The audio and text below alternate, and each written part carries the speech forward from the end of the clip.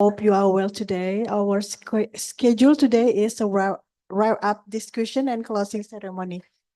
For first agenda, we invite to our lecturer, Mr. Irfan Sudono and Bapak Oki and Christian Alphonsus Leguri, to deliver the wrap-up discussion. Thank you.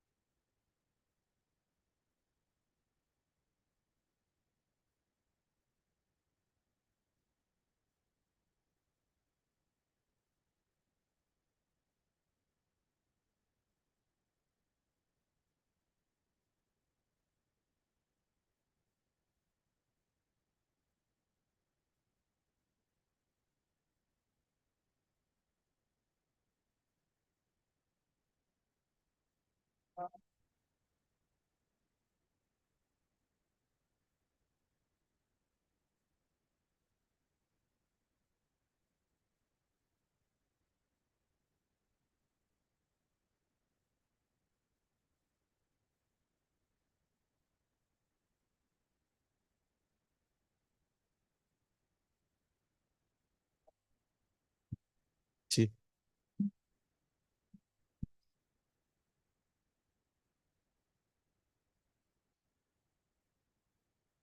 Tes. Good morning, everybody. We continue for the last day, and the schedules is wrap up. Sí. For the meeting that has been done last 2 days. So we have do test yesterday and also review and question answers, and also we have put some notes as a resume. I hope this is beneficial for all of us, and the time and floor will be continue. Mr. Christian Alphonsus to express our result. Times for you, Pak Chris. Thank you, Pak Irfan. Good morning, everyone. Welcome back again to day 3, the last day of this short course. Hopefully, everyone is still stay in focus, still motivated to learn about FEWS. Here today, I will only share a bit and summarize what are the important things when we are building flood early warning system, and also some comments regarding the assignments. So let me share my screen. I hope everyone can see. So here are some comments, like feedback from the panelists. Like we start first from the Western Indonesian team. Like we really encourage that collaboration with meteorological agency is needed, as it will provide more additional value to the existing flood early warning system. And then, of course, when it comes to data, when it comes to using data needs to be checked, needs to be validated first before it is used for the model and further analysis.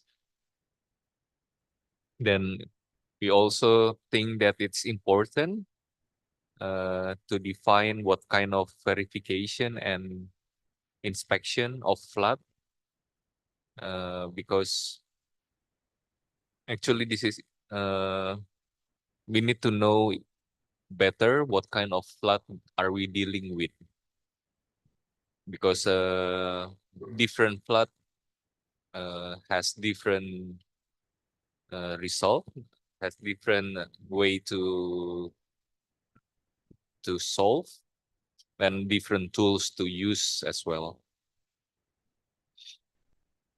And then as for the feedback for the team from Timor-Leste, similarly, like what Western Indonesian team we give recommendation is that we need to know what kind of flooding that we are dealing with. We think that in your case, it's a compound flooding, like combination of heavy rainfall that caused the drainage system overflow, and then also overflow from the river because yeah, the water in the river can no more be in the river cross section. And then also there is a threat from the coast as well in your country. So maybe the solution is, of course, integration of several models like hydrological together with hydraulic model. But in terms of like flash flood, then you need to have a really good telemetry system for at least detecting the rainfall and also the slope to know as well the slope of the terrain. That's something to be added as well, apart from the devices that you will install, because the slope is also uh, one of the important parameter if you are talking about less flooding. And if there is any limitation in terms of data, maybe we can start also using global data set that is freely available to see and also to make a model based on that. Uh, in terms of capacity building, we agree that capacity building needs to be improved so that people know how to install the devices like the gauges, how to connect it into one system like the data center. But also it is important to make documentation while you are uh, increasing the capacity. You also need to document the step that you have done in terms of building the flood early warning system so that the younger generation can also learn what we have done so far in terms of building the flood early warning system. Of course, like regular review, maybe every year, we have having a course like this is also nice to have. So we get more up to date with the most recent technology and also techniques to face the threat of flooding. Then we also have some comments for the middle team, middle Indonesian group, like when we are building a flood early warning system and dissemination, we should think who is the end user, who will use or get the warning itself. And also think how the warning can be delivered. Is it via website? Is it via WhatsApp? Are they using internet already? I mean, the citizen, or maybe we only send to the head of the village uh, at, at least to provide the warning and let the head of the village disseminate further to the citizen nearby. So that's something to think about. And if we are also thinking about using AI, like artificial intelligence, that's good. But AI is actually like a black box, and it really depends. Like the quality of the artificial intelligence or the machine learning, is really depend on the data that you have. So if you don't have a good data, then you need to be very careful using AI. It's really like good data, good output. If you put bad data, like garbage data, then garbage out, garbage in, garbage out. So it's important to have a good data, especially to train the machine learning or the AI. If you want to use an AI, then for East Indonesian team, there was some correction in terms of like what FEWS can do. FEWS can add additional lead time, but not to analyze and predict the lead time. That's something that we set ourselves. And then, of course, the capacity to operate and develop flood early warning system is needed to make FEWS more sustainable. Because without enough capacity to operate, then yeah, maybe only we have the when we have the project, everyone learn about FEWS, but after 1 or 2 years, people don't learn again and update the FEWS system itself. So regular training, regular review, I think it's also good to have. Once you have a flood early warning system. And then for the last team from Philippines, it's good that they really make a nice presentation that all the assignments are answered.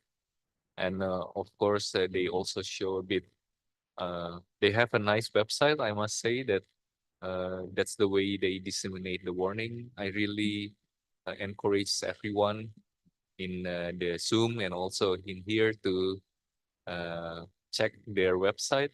Maybe it can be used for our reference as well when building the flood early warning system. And the same comment as well in terms of using AI. Should be careful, especially when training the AI at the beginning. Pak Irfan, do you want?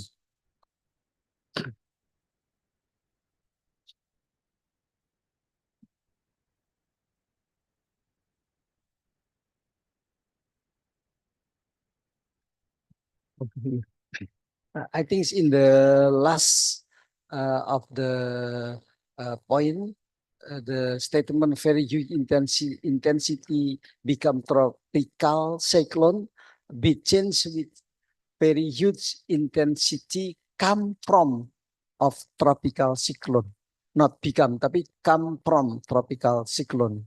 Yeah, because cyclone first, and after that, there is a huge rainfall intensity.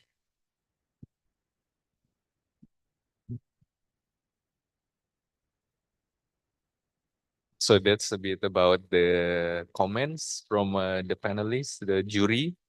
And then maybe this is just a wrap up about what we have learned so far. So we made this. I think in general, all the participants are really now understand the FEWS concept through the presentation. We know that they grasp the idea of flood early warning system, that yeah, you need monitoring at the beginning, and then from monitoring you can yeah, hopefully provide warning, and then make the decision maker makes decision what kind of action that the people near the river should take, like taking the action itself. But of course, if you want to add more lead time, you can use forecast, like a model, simple algorithm calculation to also increase the lead time.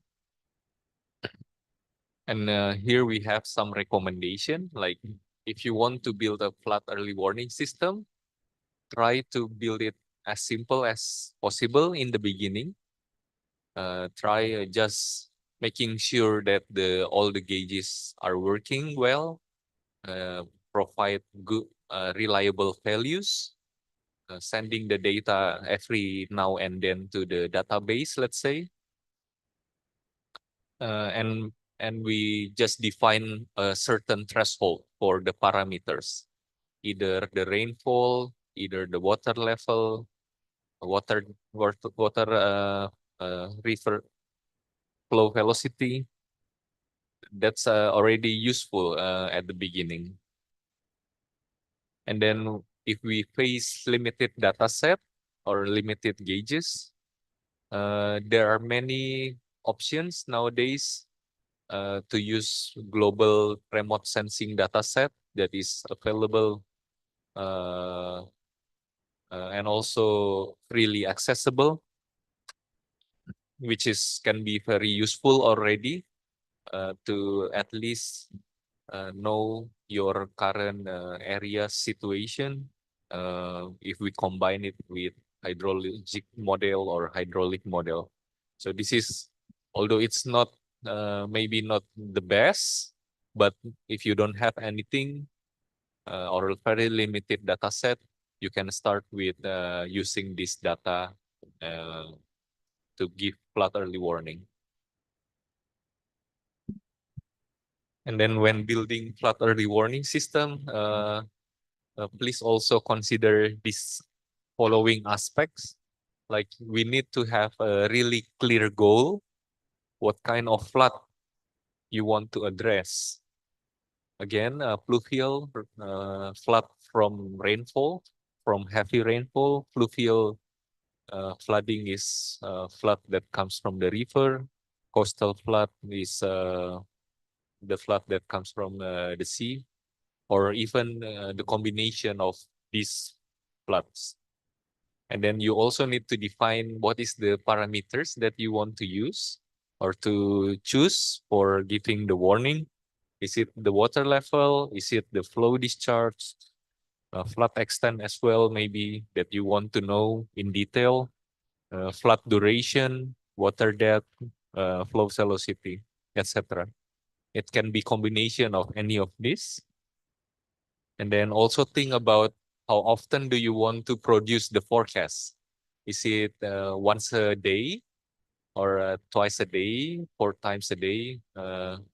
Just think about it first when you want to build a flood early warning system.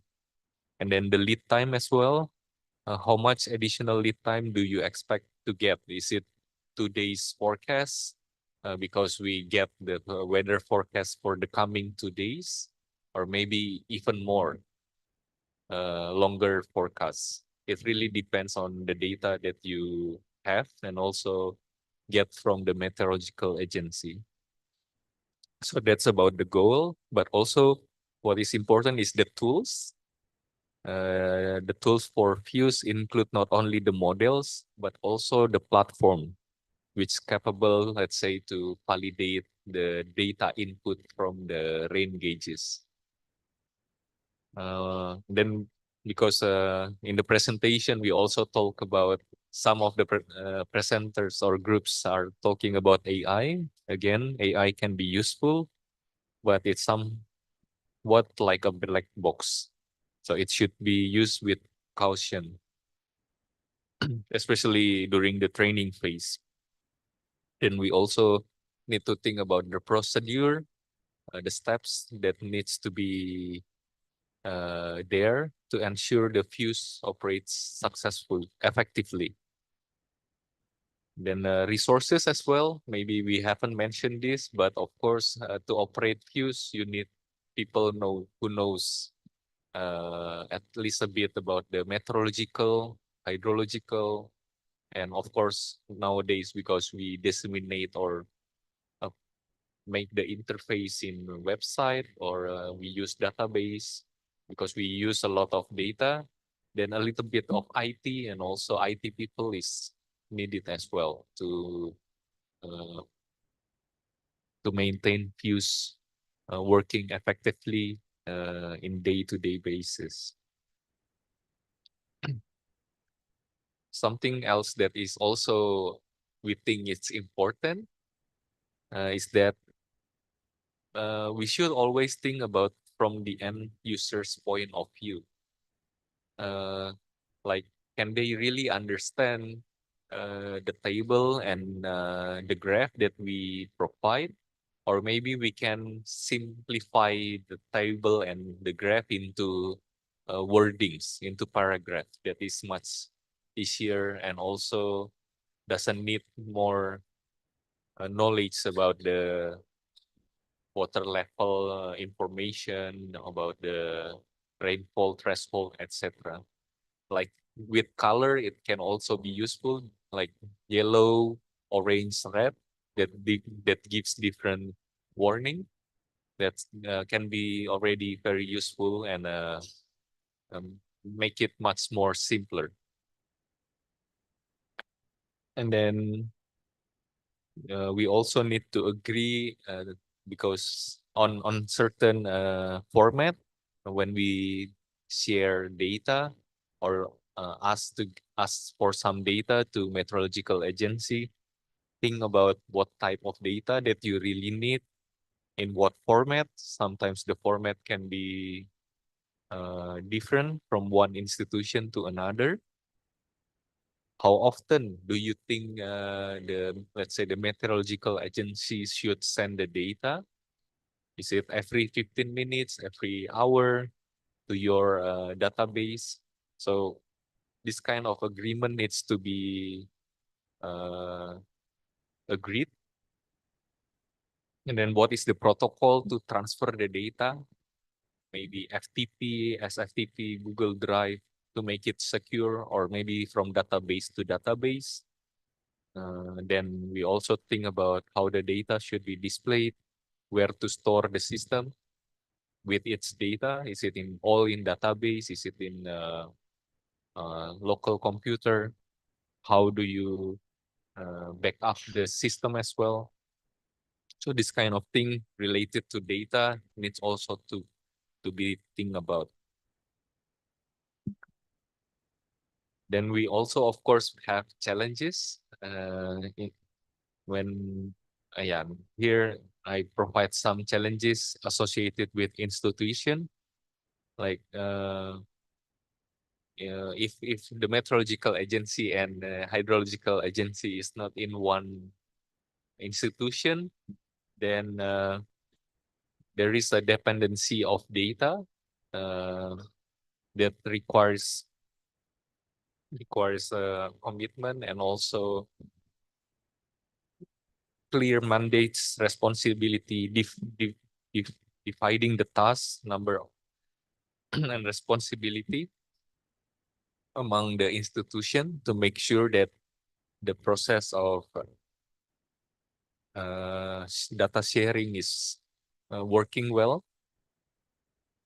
And of course, because there is a lengthy process of flood early warning system from forecaster, decision maker, disaster response team, and local communities, sometimes it could create different interpretation among the stakeholders.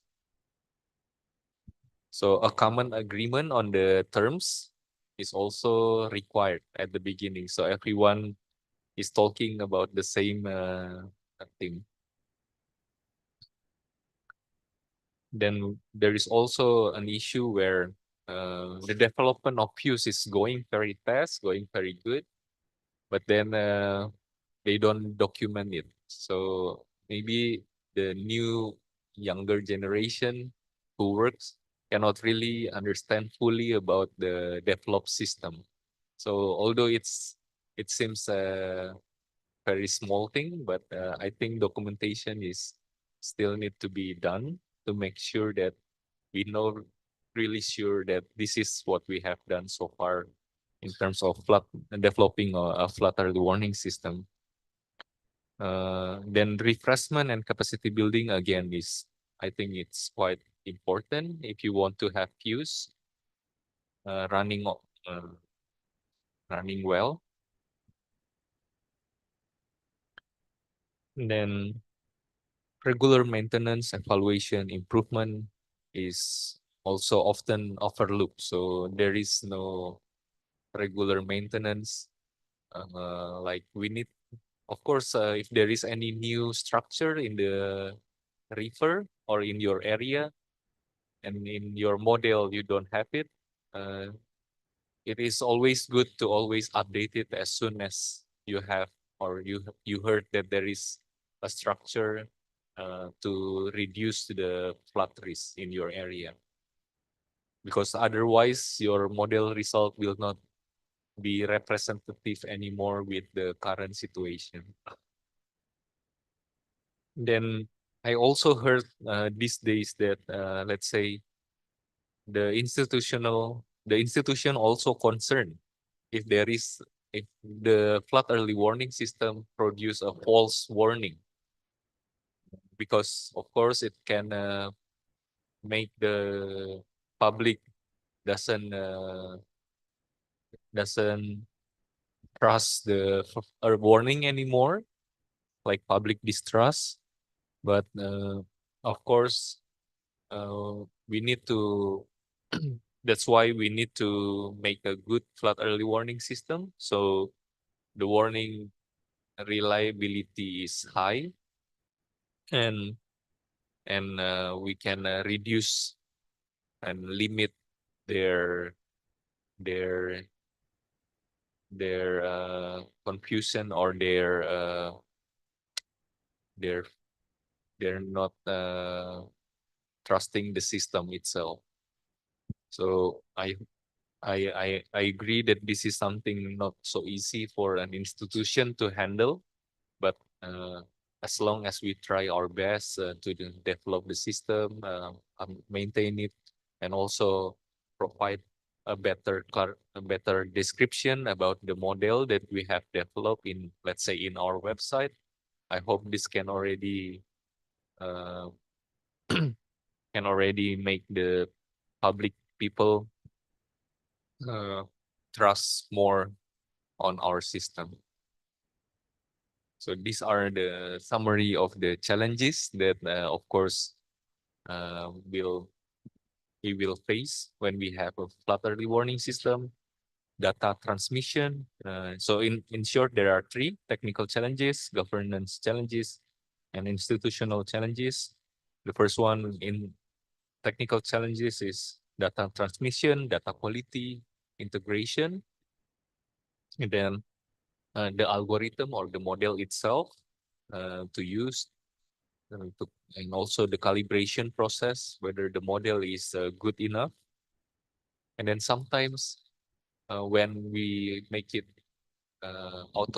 automatic, run the model by themselves, we rely too much on technology and we don't even check anymore the result of the model, which sometimes the model gives a good output, but sometimes it's not.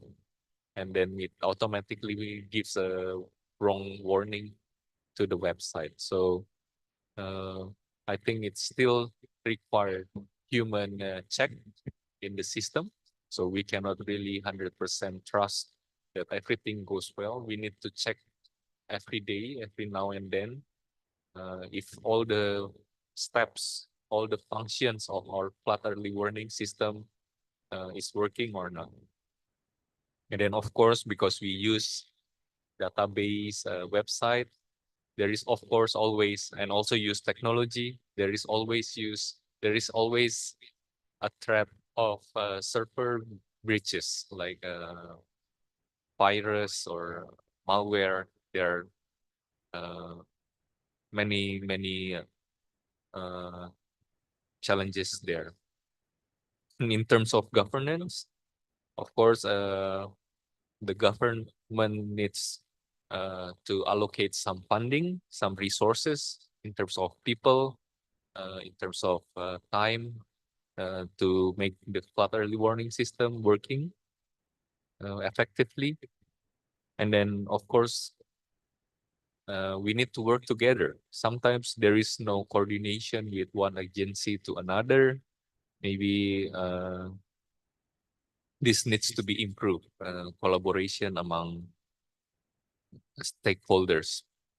And then in the institutional challenges, sometimes the capacity is still need to be improved, because the system maybe is already very big, but then people are moving, promoted, rotated.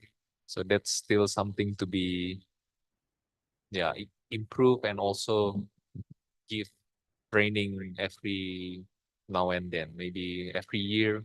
Whenever we have new staff, we provide a training to them on how to use and develop the FEWS. And then, of course, the concerns about false warning that I previously mentioned. So this is the last, but I think it's very important takeaway that I hope from this course, very short course, we can learn is that the success of FEWS is not just about integration of data, software, and hardware.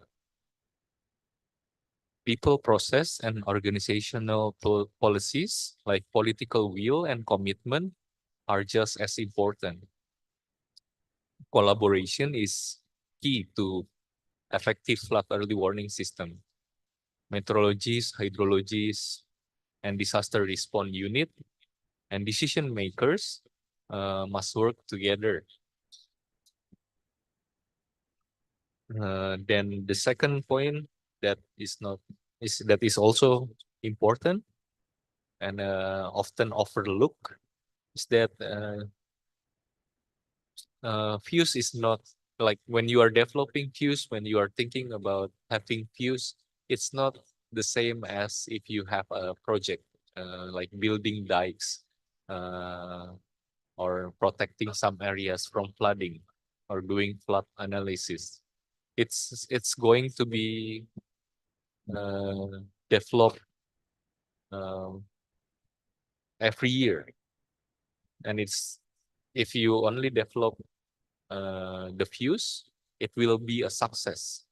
Just dropping a system will be a success, but will fail in the end, and due to lack of continuous budget limitation, lack of maintenance, etc.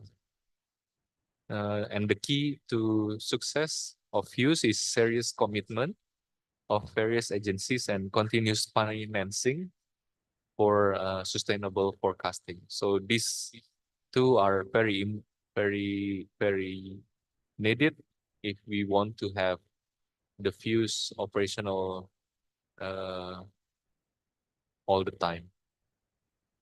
And then if you have time and would learn more about FEWS, let's say particularly FEWS, in my slide and also here, I also provide the list of the course, later the course, and also the online, the website that can be very useful to learn more about FEWS, FEWS. I think we can learn from each other. Like here, I also provide some links from all the presentation yesterday, like from the Philippines, from Indonesia, some websites that are useful. There are more like from my presentation as well, like in the UK, in the Netherlands.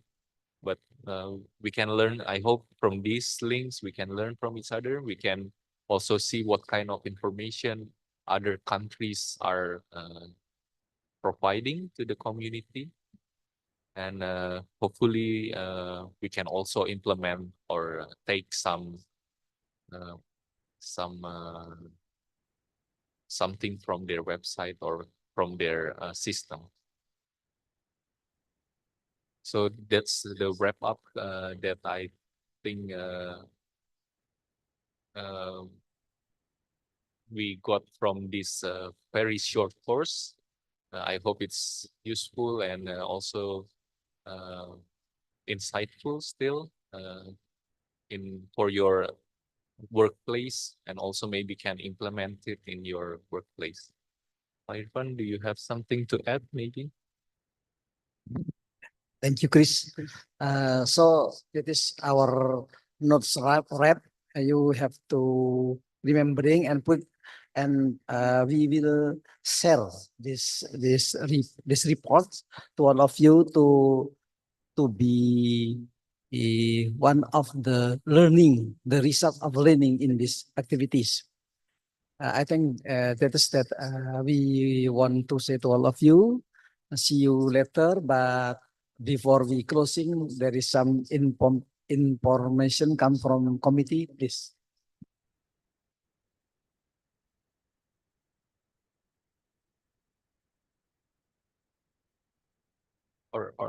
Sorry, maybe Bu Ana, can we open for question, maybe some discussion, because maybe there is something that the participants want to clarify. Thank you. So maybe we give the floor to all the participants, online and offline, to maybe raise the question or maybe just comments in terms of suggestion to our presentation, or maybe anything that we can improve or learn together. Feel free to maybe use Bahasa as well. Maybe we can try to translate. Yeah.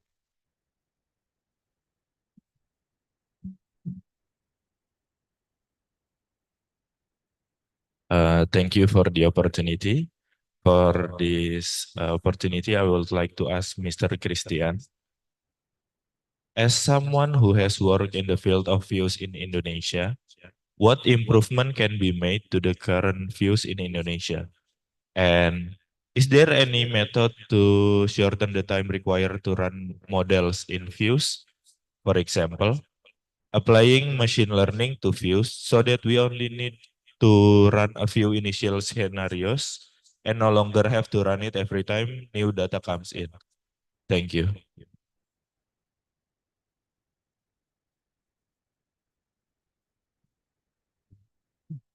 Thank you very much for the question. I try to answer this question. In terms of the first question, what kind of improvements that we can do for our system?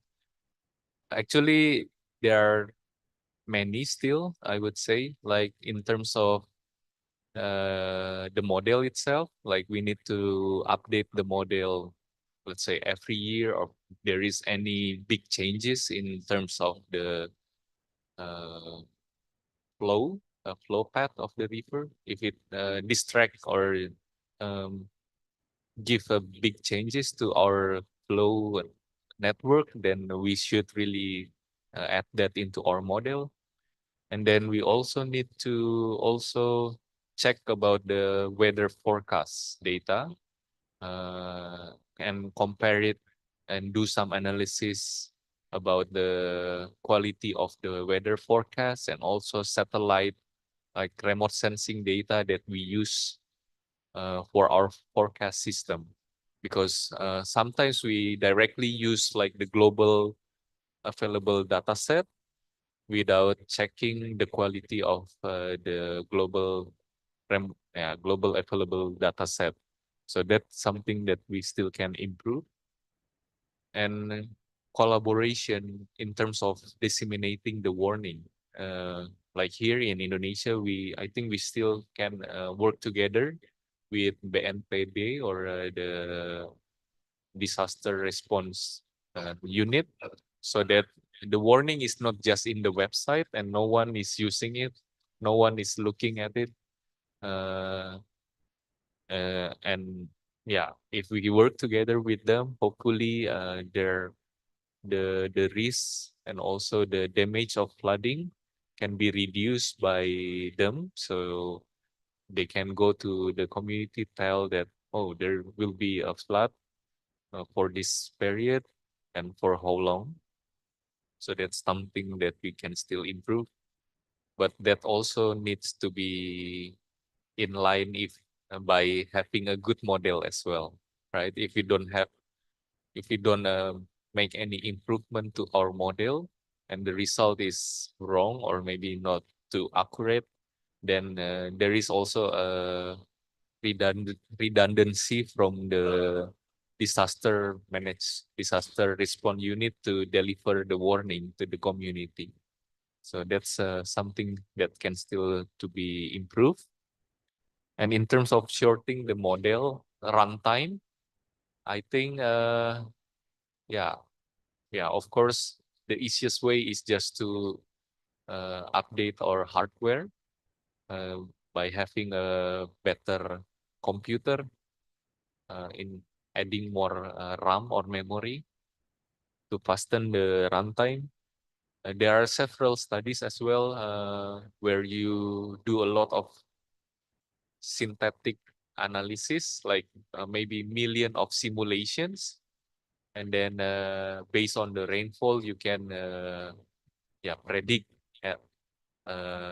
what will happen based on those thousands or millions simulation that we have done before. So that's something that we can use. And AI, I myself never really use an AI, but these days it's really trending, even in in water resources. In the Netherlands, they are also still trying and also checking whether the AI can be very useful. We think it can be very useful because the running time is gonna be very short compared to the physical based model. But yeah, sometimes the modelers or government want to still know like the physical process of it. So with AI, you cannot understand what is causing this flow really coming really fast and also having a very big discharge. Maybe because we don't tell that there is a land use change. We only provide, let's say, the rainfall, the flow discharge. But if you have a physical model, you can really know and distinguish what is the parameter that influence the most of the model. Some of which is like the land use, land subsidence. So that's maybe something that I want to uh, share with you in terms of running fast, making the runtime much faster. I hope that answered your question. Thank you.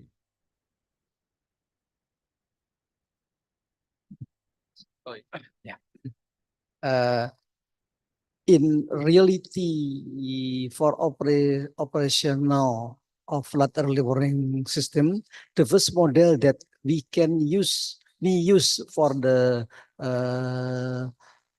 computations inundation flood using hydrodynamics that has proof used for design.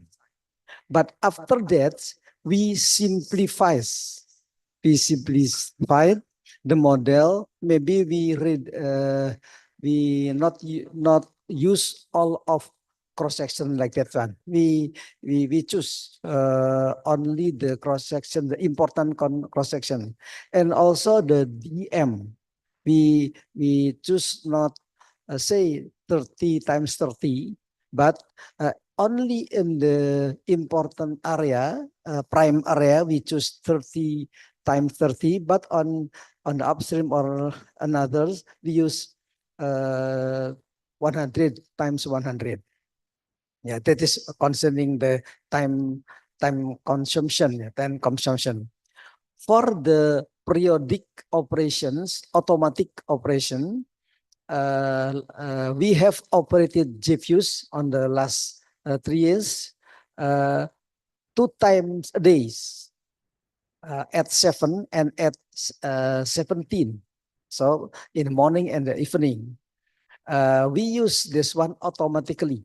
So it's mean we can set the model or the system to be operated as we want to deliver to the audience.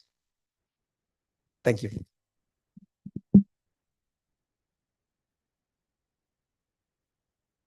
yeah, I agree with Pak Irfan that sometimes I just want to add this because I think it's important. Like when you're building a model, we use maybe a digital elevation data, like a gridded data. The size of the cell can be very fine, like 10 meter or 5 meter by 5 meter, but we don't need to have it all over our study area. maybe only on the area where we think that the flood risk is very high. Because if we use a very fine cell for all over our study area, the computation time is going to be very time consuming. So that's something to think about as well when you want to reduce the running time of the model. While waiting while waiting for more question from the room, and there is a question from the participants online, joining online, from Sami. Selamat pagi, good morning. Question, based on your experience, what are the best ways of delivering warning to the public? Is it by SMS, TV, application, or any other way? Irfan, do you want to try answering it?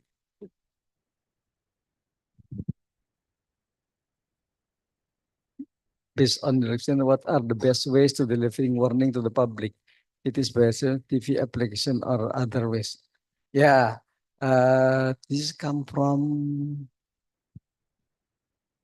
Oman. Yeah, in our country, commonly the disseminations come from the our local government. Our government come from our central, so not our operation room central itself, but another public publication. The government who will, with the duty of the publication to information, they will share of our result. But if the hazards the warnings, it is very important. It's been high level information, or it will be high impact. It is not only by government but also in the television and any other thing they will send, even in the social media itself. Thank you.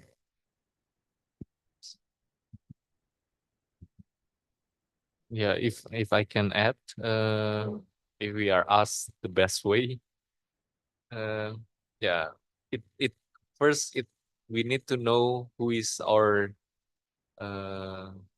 the main user or main stakeholders that will get this warning. If the majority is like Gen Z or millennial, maybe we can use social media. Like there is I heard that there is a plan to collaborate with social media, big social media like Instagram, TikTok, to also disseminate the warning. But what we have seen so far, like in other countries, is that even in their mobile phone, they already install an application to provide warning based on your location. So an app embedded in a mobile phone can also still be an effective way to disseminate the warning, because this day who are not using or have a mobile phone, unless those people are staying in a very remote areas. And of course, website can still be useful for the government as well to check about the data that is produced or the output that is produced from the model. So website, I think it's still relevant, although not many people know, but we can, at the beginning, maybe not many people know, but once we tell the community, the village head, the district head that we have this website, I think it still can work and also be a powerful tool to provide the warning, especially during rainy season. Well, that's from me. I hope that answer your question. Thank you. Are there any more question maybe from the room, or maybe something that you want to clarify or to check? we don't mind if you ask with bahasa to make it interactive. We will try to translate it so all the participants joining online can also understand.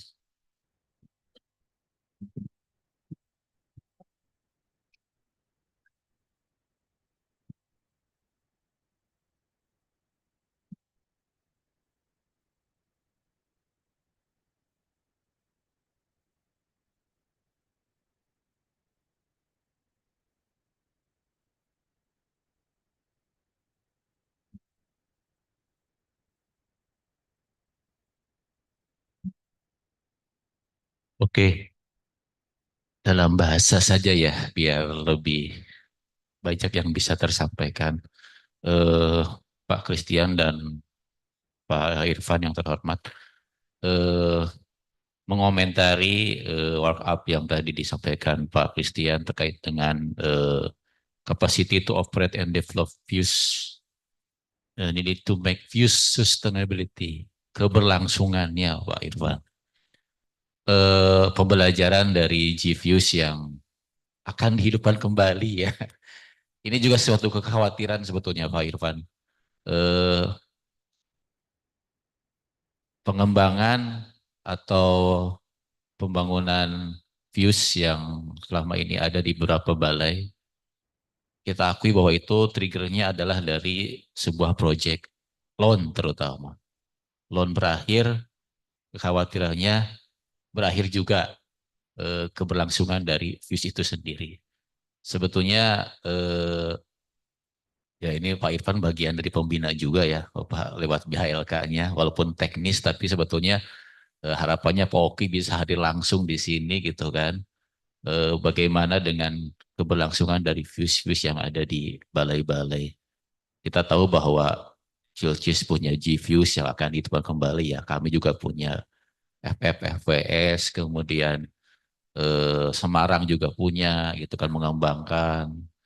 Kalimantan mungkin dengan KN-nya juga akan punya dan beberapa yang akan disupport oleh Nuprep yang saya tahu gitu kan. Harapannya sih kita diberikan sebuah standar yang sama gitu, pakem, pakem yang sama gitu. Seperti apa kemudian after atau setelah dari itu semua itu mesti seperti apa. Di kami coba akomodir melalui unit hidrologi dan kualitas air minimal dari eh, kapasitas operatornya dulu yang kita eh, support dari regulernya HKA. Tapi ya itu juga kekhawatirannya adalah kalau untuk yang organik mungkin PNS atau NRP yang existing kekhawatirannya pindah tugas dan sebagainya. Tapi kalau untuk yang kita rekrut secara khusus, operator yang kita khusus ya, itu harus ada sebuah kontinuitasnya. Di kami pakai istilahnya pakai konsultan individu Pak. Tapi ya kekhawatirannya kalau mereka punya kesempatan yang lebih bagus pasti akan berpindah gitu kan. Nah, kemudian juga dari sisi penyimpanan data, memang di pusat ada SIHKA gitu kan, tapi hanya menyimpan saja gitu, hanya mengcollecting data saja. Kami masing-masing mungkin output dari sebuah project, memang secara hardware ada server, tapi kapasitasnya akan terus bertambah ya, akan terus apa bebannya akan terus bertambah gitu. Karena ini bagaimana terkait dengan keberadaan server. Memungkinkan nggak balai-balai yang sudah mengembangkan minimal monitoringnya lah atau enggak bagi yang sudah punya views mungkin eh, satu data gitu, satu rumah gitu, sehingga pada saat kami di mungkin audit teknis lah ya oleh bapak-bapak di BHLK itu secara real time atau reguler sudah bisa terverifikasi gitu kan secara kualitas dari data yang kami himpun yang kami pakai untuk analisa. Mungkin itu Pak Irfan, Pak Christian terkait dengan ya sedikit curhat Pak Irfan ya. Karena kekhawatiran apa-apa yang sudah kita kembangkan takutnya ke depannya jadi mati suri gitu. Kami tidak mau seperti mohon maaf ya teman-teman Cilcis jadi seperti GViews gitu yang mati suri seperti itu. Terima kasih Pak Irfan, Pak Christian.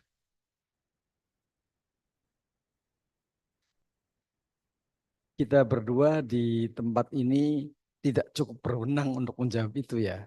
Jadi kita nyenggol-nyenggol dikit aja. Kalau saya ada Pak Oki, mungkin Pak Oki bisa memberikan. Tapi mohon teman-teman ini dicatat semuanya.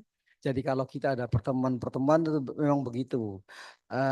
Salah satu contoh yang bagus sekarang itu adalah sistem kontrolnya atau ruang informasinya atau SWMS lah namanya. Smart water management sistem atau apa yang bagus ada di Lombok yang baru dibangun ya. Teman-teman dari Timur Timur bisa kalau mau berkunjung itu ke sana Nusa Tenggara Barat ke Lombok ya. Jadi ke BBWS NTB NT1 ya NT1 nanti di sana akan ada Anda bisa lihat. Mengenai keberlanjutan sustainability dari operasi ini, betul bahwa ini bukan yang diperlukan itu bukan hanya perlu catat yang diperlukan itu bukan hanya OP. Kalau OP kan hanya untuk menyambung hidup, tetapi kalau ini tuh pasti akan berkembang terus, pasti akan berkembang terus. Nah, karenanya ya kita harus bisa menempatkan anggaran untuk itu. Nah, nanti teman-teman yang berkecimpung di dunia itu Anda memasukkan, dimasukkan karena nggak bisa kalau hanya setelah bangun kemudian selesai itu. Kalau kasus di GViews itu bukan sampai ke sana karena handovernya aja belum.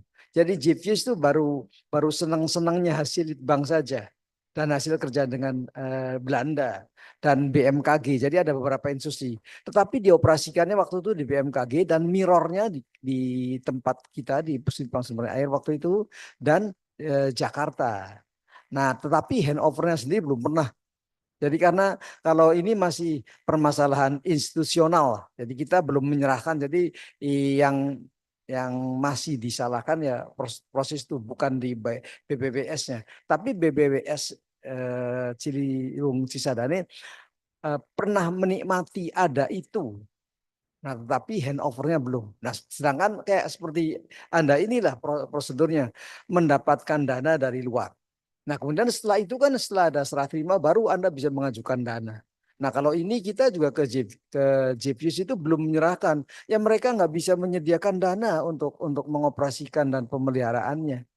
Nah, ini kasus-kasus ini harus kita menjadi catatan. Ya, ini juga pelajaran untuk kita semua dan teman-teman muda ini karena jangan hanya sekedar membuat, tapi juga kita harus bisa uh, menghidupkannya terus-menerus dan meningkatkannya terus-menerus. Bukan hanya hidup ya, apalagi yang ini early warning ini sistem itu tadi dikenalkan ya, machine learning, AI segala macam itu. Nah, itu bisa model begitu machine learning dan AI itu hanya bisa dilakukan baik jika kita sudah punya pengalaman-pengalaman dari modelnya itu pengalaman baik. Kalau tidak itu aja. Coba Anda searching pakai AI mengenai apa saja. Kalau mengenai halal yang banyak orang masuk itu akan cepat informasinya. Akan cepat banyak ininya. Tapi coba kalau Anda masukkan hal-hal yang aneh. Misalnya operasi waduk, optimasi operasi waduk dengan teknologi neural network. Pasti keluarnya 1, 2 dan hanya ada tulisannya ada 2. 1 dari Cina, 1 dari Amerika. Jadi hanya 2 dari pilihan 2 kan nggak bagus. Tapi kalau yang umum, yang udah orang banyak nulis, tadi keluarnya banyak. Nah, ini jadi machine learning dan AI itu hanya bisa memberikan informasi kepada kita yang bagus jika data-datanya informasi yang masuk banyak. Sebagai ininya begitu sebagai apa namanya percontohannya seperti itu. Chris nambahkan. dari saya sih sebetulnya tidak bisa bicara banyak juga ini karena institusional. Tapi memang kalau tools sudah ada ya, maksudnya yang bisa mengintegrasikan banyak model dan juga free to use itu mungkin bisa dijadikan salah satu alternatif. Memang saat pengembangan JFEWS itu dulu memang BHLK dulu masih perannya sebagai riset ya Pak ya, Balai Riset Sumber Daya Air. Sekarang lebih ke BINTEK. Jadi dulu riset ya hanya pilot project sebetulnya. Percontohan kalau JFEWS dengan kolaborasi berbagai institusi itu ya sebetulnya bisa bikin model yang kompleks. JFEWS itu modelnya sobek itu udah lama ya dikembangkan. Banyak sekali cross sectionnya dan itu manual gitu digambar. Nah ini tinggal hanya ya kalau bisa balai-balai lain gitu mungkin juga melakukan hal yang serupa. Setidaknya dokumentasi ada kemarin dari presentasinya juga disebutkan ada doku wiki kayak wiki untuk JFEWS. Di situ setidaknya udah dijelaskan sih langkah-langkahnya, data apa saja yang bisa digunakan. Terkait yang konsultan individu yang memaintain, saya rasa ya itu dikondisikan saja sih. Saya juga belum tahu persisnya apakah itu yang paling baik atau mungkin malah nanti di pemerintahan ada badan khusus yang fokusnya itu aja terus yang hanya views seperti ini. Mungkin pertemuan ini juga bagus gitu ya di pelatihan terus setiap waktu, tapi mungkin butuh durasi yang lebih panjang, bukan hanya basic dan teori, tapi harus mau tidak mau praktek dan sedikit banyak untuk generasi muda harus mau belajar IT-nya karena banyak saya rasa banyak di Indonesia yang mengerti model, tapi begitu digabung dengan IT, nah itu mungkin relatif lebih sedikit ya orang-orang yang punya kompetensinya. Tapi ini juga bisa dijadikan opportunity sih menurut saya.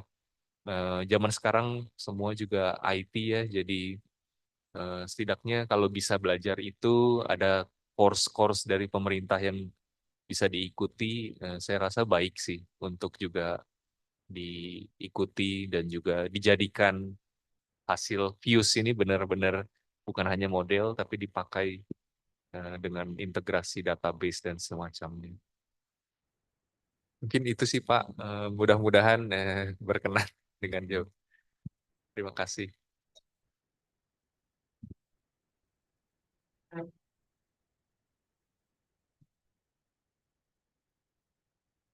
Are there any questions? We was talking about how to make sure that all the flood early warning system in Indonesia have a certain standard and also maybe making sure that the system will sustain. So it's really institutional will that needs to be forged, increase. We have to provide operation and maintenance. Urgent allocation.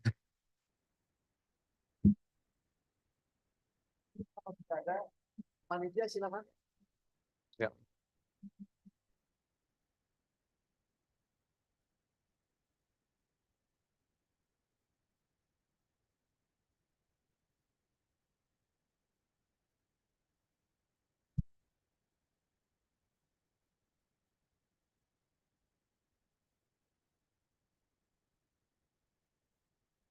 Before we close our program, let us give some appreciation after all working group give their best presentation. Now, as given award for the best group, which obtained the highest score in delivering their working group presentation.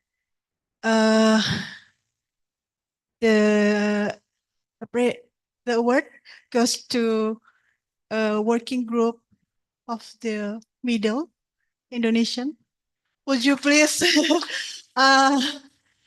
forward? Will you in front? Mohon mewakili atau semuanya juga nggak boleh, boleh datang ke depan. Grup middle. Silahkan, mohon kesediaan Pak Christian sama Pak Irfan untuk menyampaikan hadiah.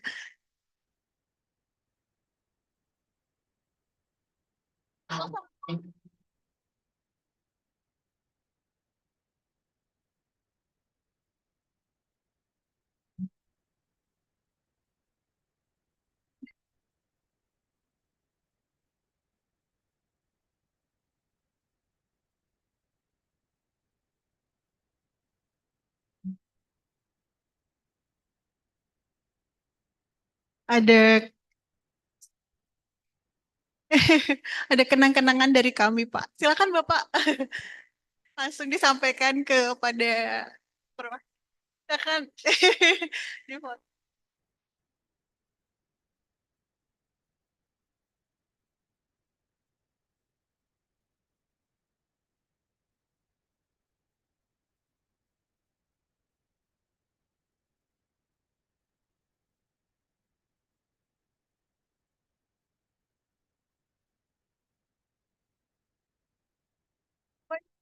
Teman semua, ini kenang-kenangan dari kami. Terima kasih. Thank you for all your kind attention from us. Terima kasih. Once more, we give our appreciation for working group from Timor Leste. Would you like to go to the stage? All participants.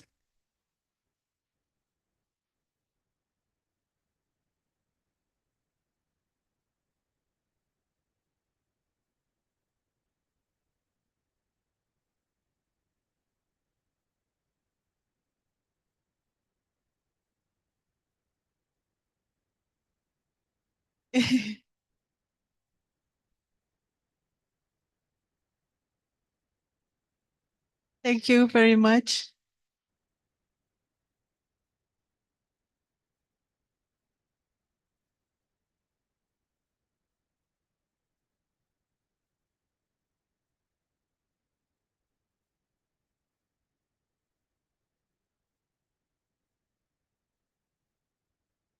Thank you very much, Mr. Irfan and Mr. Chris. Mm,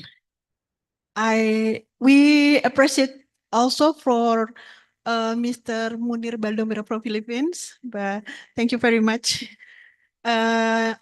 All working group have given their best work. We give our highest appreciation to all lecturer, participant, and the entire team who have supported this activity. Since ceremony, we going to uh, we going to held after post test, Bapak, and for this session, we close for a moment. And we prepare for post test and evaluation. Thank you.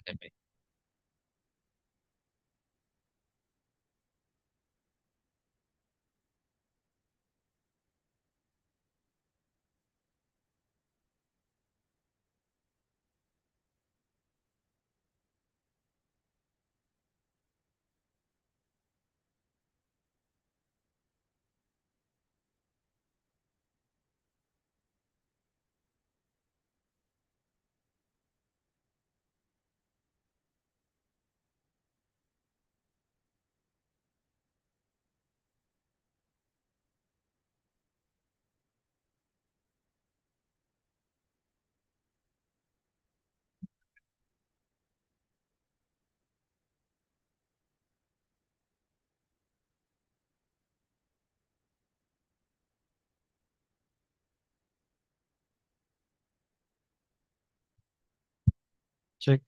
Good morning, ladies and gentlemen. For today's session, we will begin the post test. But before going to post test, I would like to remind you again for the requirement to get the certificate, which is the first finishing the pre-test.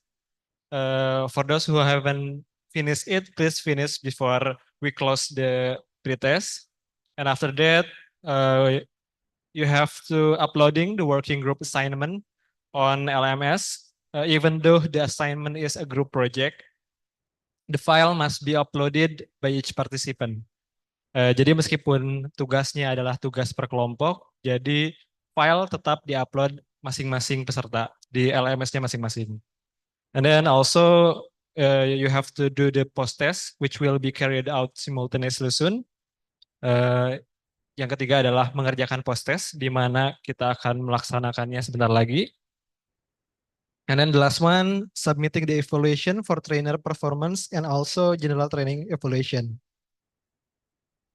For the record of hybrid short course view is uploaded to YouTube, which you can access by going to our YouTube page on Pusat 2 BPSDM, or you can access it directly for LMS BMKG on FEWS 2024. Jadi untuk video selama kegiatan berlangsung bisa diakses melalui YouTube BPSDM, yaitu Pusat 2 BPSDM, atau bisa langsung dicek di LMS BMKG di masing-masing dari hari. The video is uploaded according to the days of the events. You can see over here. And then the certificate will be distributed after 31st October to accommodate the participant on online due to the time differences. Jadi sertifikat akan diberikan melalui email atau WhatsApp setelah tanggal 31 Oktober karena ada perbedaan waktu antara yang online dan offline.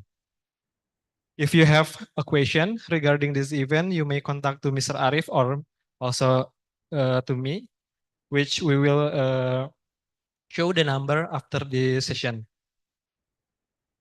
And then we will now begin the post test for 45 minutes. And after that, after post test, we will continue filling the evaluation for trainer performance and also general training evaluation. Jadi sekarang kita akan melaksanakan post test. Please proceed to log in to your LMS account. For the post test, under October 25, this one, post test. If you have done finishing the post test, you may also directly go to the evaluation and fill out the trainer performance evaluation. The link is over here. And then also the general training evaluation, the link is over here. Jadi setelah mengerjakan post test yang dalam waktu 45 menit, dimohon untuk mengisi form evaluation untuk trainer performance evaluation dan juga general training evaluation. Linknya ada di sebelah sini yang berwarna biru. Okay, is there any question before we proceed to the post test quiz? If there is no question, you may start the post test now.